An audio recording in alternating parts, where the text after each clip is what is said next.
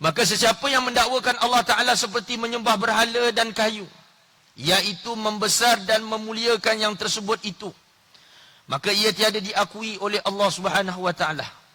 Walaupun dia sebut nama Allah, dia mengaku Allah Ta'ala Tuhan, dalam masa yang sama menyamakan Allah dengan sesuatu yang lain, kira kafir juga. Maka janganlah seseorang itu mendengar dan mengikut kata syaitan, seperti orang kafir Quraisy semasa dengan Rasulullah sallallahu alaihi wasallam dengan katanya, kami tiada menyembah berhala dan kayu dan batu, yang kami sembah hanyalah Allah Ta'ala juga. Dia kata gitu. Kami ni percaya Allah Ta'ala Tuhan, cuma maka sekalian yang kami sembah yang lain itu hanyalah kerana mengikut ibu bapa kami yang dahulu kala juga. Seperti firman Allah Ta'ala di dalam Al-Quran, ma na'buduhum illa liyuqarribuna ila Allahi zulfa. Maksudnya, kami tidak menyembah mereka melainkan supaya mereka mendekatkan kami kepada Allah dengan sedekat-dekatnya. Jadi ayat ni nampak macam mengaku Allah Ta'ala tu Tuhan. Allah je Tuhan, nampak macam tu. Tapi apa sesatnya kat sini ni? Apa sesatnya macam ni? Sesatnya dekat sini ni sebab dia bukannya gunakan wasilah begitu je. Bahkan dia sendiri menyembah tu, yang lain daripada Allah Ta'ala tu. Dia beribadah kepada asnam, kepada berhala itu. Walaupun dikatanya berhala itu patung, tapi dalam masa yang sama meletakkan sifat ketuhanan pada patung. Walau tak banyak, tetap juga mensyirikkan Allah Subhanahu Wa Ta'ala. Lain halnya di dalam Islam, bentuk tawasul lain, tak sama. Sebab tu ada setengah orang-orang yang nak menuduh orang yang bertawasul tu sesat. Dijadikan ayat ini, padahal ayat ni untuk maksud bagi orang kafir ni.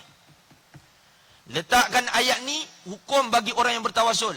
Dia kata siapa yang bertawasul dengan Nabi syirik, sama macam orang kafir. Tak. Orang yang bertawasul dengan Nabi Muhammad sallallahu alaihi wasallam, yang menjadikan wasilah Rasulullah sallallahu alaihi wasallam itu, mereka bertawasul dengan Nabi Muhammad sallallahu alaihi wasallam atau bertawasul kepada selainnya daripada kemuliaan-kemuliaan di dalam Islam. Bertawasul dengan amalan, misal contoh. Bertawasul dengan amalan taat kepada ibu bapa, misal contoh. Dia bertawasul, ya Allah, berkat saya tolong mak bapak saya, mudahkanlah saya. Itu contoh. Dia haruskan. Ambil keberkatan, kemuliaan daripada setengah amalan-amalan yang dianggap mulia oleh syarak. Tak masalah. Itu dah bagi nak menyampaikan maksud tu. Tapi bukan maksud menyembah akan ibu bapa, menyembah Rasulullah, bukan. Bukan tu maksudnya. Jadi kena faham definisi tawasul tu.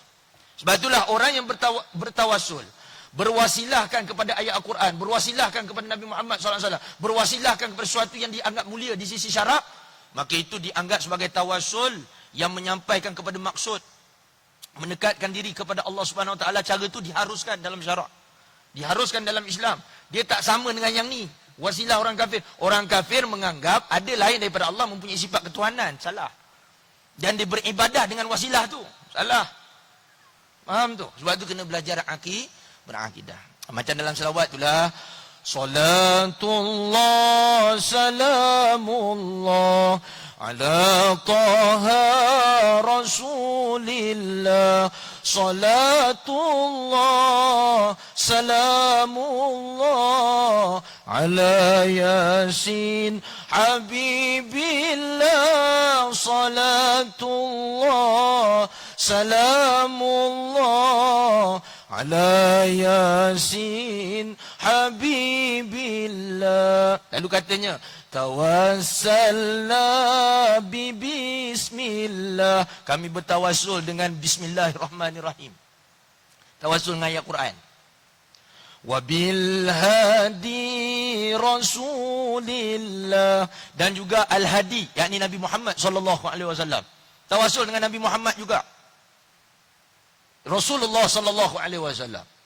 Wa bi kulli mujahidin lillah, dan setiap daripada mujahid, yakni sahabat Nabi Muhammad sallallahu alaihi wasallam, kami bertawassul dengan kemuliaan mereka, ya Allah.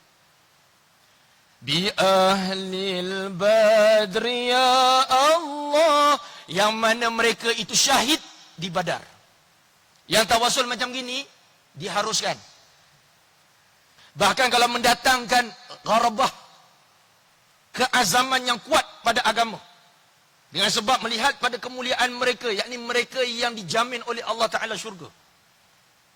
Yang dijamin kejayaan mereka di sisi Allah Ta'ala. Menyebabkan hati, menyebabkan jiwa, perasaan kita ingat pada agama. Disunatkan. Bahkan dituntut lagi. Kerana yang memberi manfaat, mudarat dan segala-galanya hanyalah Allah Subhanahu wa taala. Sebab itu dalam hadis yang sahih, Rasulullah sallallahu alaihi wasallam menceritakan ada setiga orang terperangkap di dalam gua. Entah macam mana, lubang gua tu tutup. Batu besar tutup lubang tu. Jadi tak boleh nak keluar. Tak boleh nak keluar. Jadi oleh kerana tak boleh nak keluar, maka mereka bertawassul dengan amalan masing-masing. Orang pertama tawassul dengan amalan dia bersedekah, bertawassul dengan khidmat ibu bapa dan tawassul dengan yang lain. Dengan amalan-amalan yang baik. Lalu orang pertama tawassul, gerak sikit batu tu. Tawassul lagi, ya Allah dengan berkat sekian, engkau permudahkan. Buka lagi sikit. Sampai yang ketiga, buka habis, boleh keluar. Ini tawassul dengan amalan. Dipermudahkan jalannya oleh Allah. Bukan dia menyembah akan benda yang ditawassul tu. Kalaulah dengan tawassul ini diceritakan oleh Nabi SAW, dengan tawassul amalan-amalan diri sendiri, dibukakan, diberikan kemudahan di dunia ni, apatah lagi kalau bertawassul dengan Nabi Muhammad SAW, semulia-mulia Nabi, semulia-mulia Rasul, semulia-mulia makhluk di sisi Allah Subhanahu wa taala. Sebab tu akidah Ahlussunnah wal Jamaah mengharuskan tawassul dengan perkara-perkara yang baik. Wallahu a'lam. Allahumma salli ala sayyidina Muhammadil Fatih lima uliqal khatim lima sabaq nasiril haqq bil haqq wal hadi ila siratikal mustaqim wa ala alihi haqqa qadrihi miqdaril azim subhana rabbika rabbil izzati amma yasifun wa salamun ala al mursalin walhamdulillahi rabbil alamin.